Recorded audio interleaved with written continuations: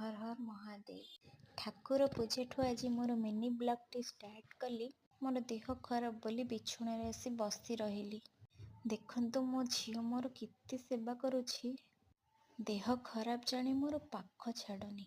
भाबुची मम्मार कौन हेइछि।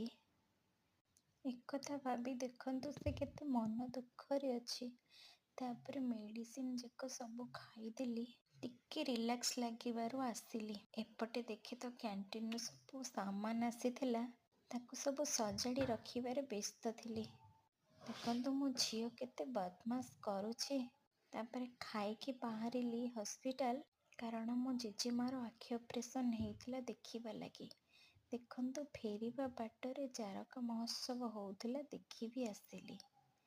देखि आसी रातिरे डिनर करी प्रतिदिन परी स्वामीर पाद सेवा करी सोई पड़िली।